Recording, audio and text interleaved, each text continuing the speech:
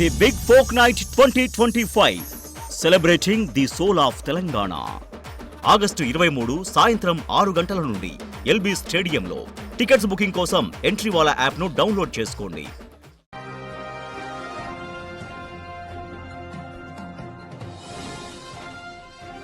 Breaking news. మాజీ మంత్రి KTR MLC కవితపై సిఐడికి ఫిర్యాదు చేశారు తెలంగాణ క్రికెట్ అసోసియేషన్ పెద్దలు.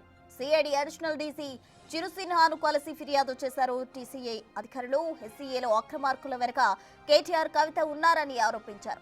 ఈ అక్రమాల వెనుక మరికొందరు అక్రమార్కులు ఉన్నారని, వాళ్లపై కూడా దర్యాప్తు చేయాలని కోరింది టీసీఏ. టీసీఏ ప్రెసిడెంట్ ఎండల లక్ష్మీనారాయణ, సెక్రటరీ గురువారెడ్డి సిఐడికి ఫిర్యాదు చేశారు.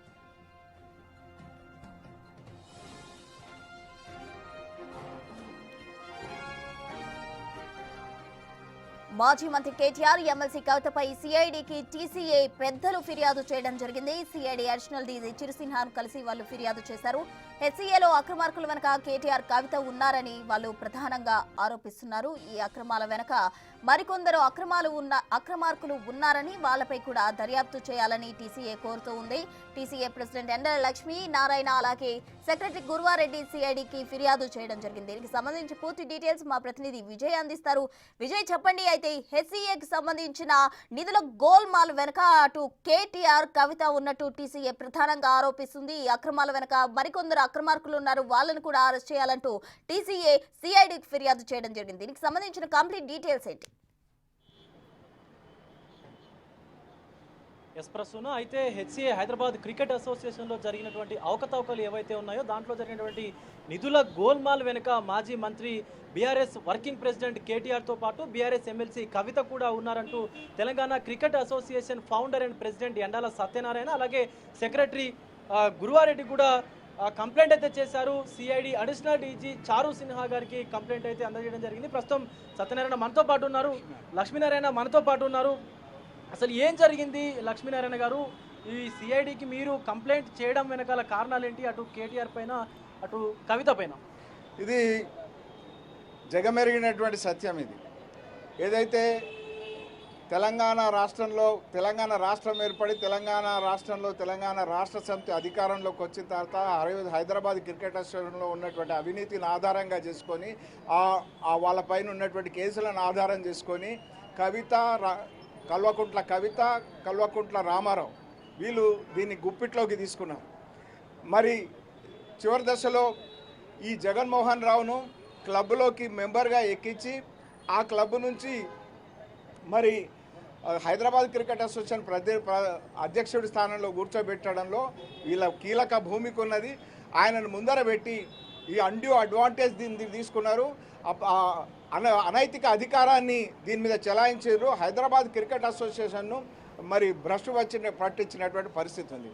మేము కోరడం జరిగింది, ఏదైతే ఈ బాడీ ఏదైతే ఉన్నదో దానికి పరిమితమై కాకుండా వీళ్ళను సృష్టించినటువంటి వాళ్ళు, వీళ్ళని నడిపించినటువంటి వాళ్ళు, వీళ్ళతో ఈ తప్పులన్నీ చేయించినటువంటి వాళ్ళు, మరి దీని నుంచి అన్డ్యూ అడ్వాంటేజ్ తీసుకున్నటువంటి వాళ్ళు, రాజకీయ నాయకులు, వాళ్ళని ఎవరైతే కల్వకుంట్ల రామారావు కానీ కల్వకుంట్ల కవిత కానీ ఎవరైతే గతంలో ఆరోపణలు ఫార్ములా రేసులో ఒకరు, మరి లిక్కర్ స్కామ్లో ఒకరు ఆరోపణలు ఎదుర్కొంటున్నారో వీళ్ళ విషయంలో మరి ఈ యొక్క హైదరాబాద్ క్రికెట్ అసోసియేషన్ మీద జరుగుతున్న ఇన్వెస్టిగేషన్లో విచారణ పరిధిలోకి వాళ్ళని కూడా తీసుకొచ్చి మరి దీనికి పట్టినటువంటి శనిని విరగడ చేయమని చెప్పి, ఈ ఉపగ్రహాలను కాదు అసలు గ్రహాన్ని బయటకు తీసుకురమ్మని చెప్పి, ఉపగ్రహాలతో పాటు అసలు గ్రహాన్ని బయటకు తీసుకురమ్మని కోరడం జరిగింది. ఇప్పుడు కేటీఆర్ కవితతో పాటు మరికొంతమంది మీద కూడా మీరు కంప్లైంట్ చేసినట్టుగా తెలుస్తోంది.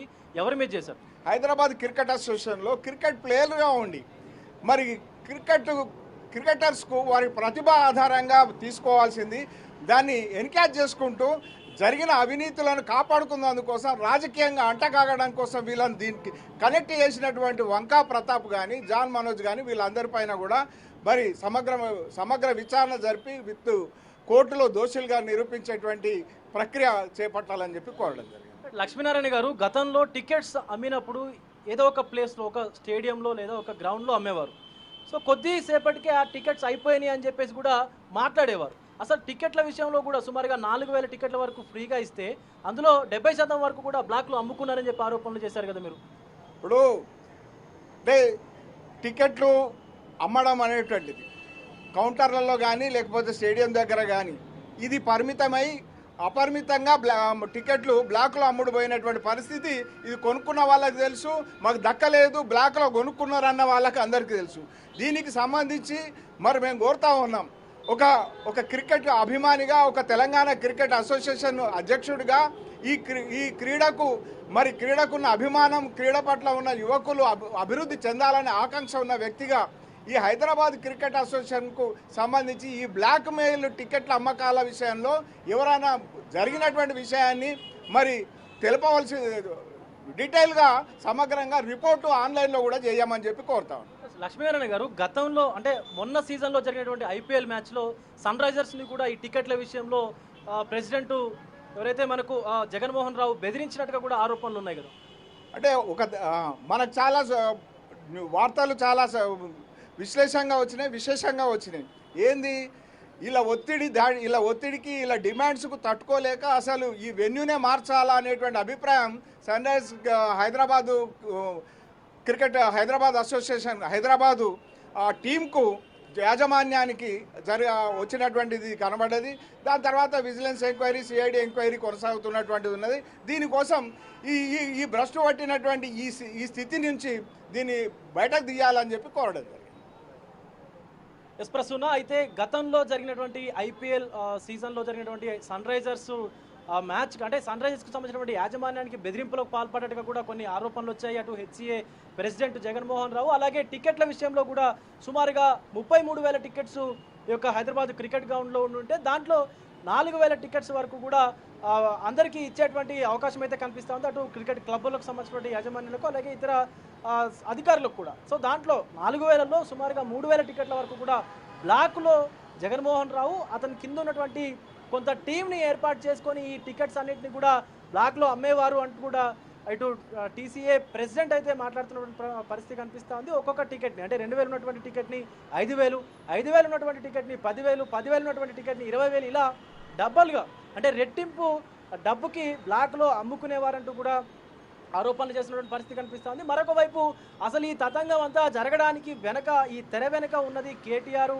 అలాగే కల్వకుంట్ల కవిత కూడా అంటూ Telangana cricket association founder and president Endala Lakshminarayana అలాగే సెక్రటరీ గురువారెడ్డి కూడా మాట్లాడుతున్నటువంటి పరిస్థితి కనిపిస్తూ ఉంది. మరొక పక్క ఇటు సిఐడి అడిషనల్ డీజీ చారు సిన్హాకు కూడా వీళ్ళ ఇద్దరి మీద కూడా కంప్లైంట్ ఇస్తూ అప్పట్లో ఉన్నటువంటి స్పోర్ట్స్ అథారిటీ చైర్మన్ వెంకటరెడ్డితో పాటు ఇతర వ్యక్తుల మీద కూడా కంప్లైంట్ చేసినటువంటి సిచ్యువేషన్ అయితే కనిపిస్తూ ఉంది ప్రస్తుతం. Right, thank you Vijay.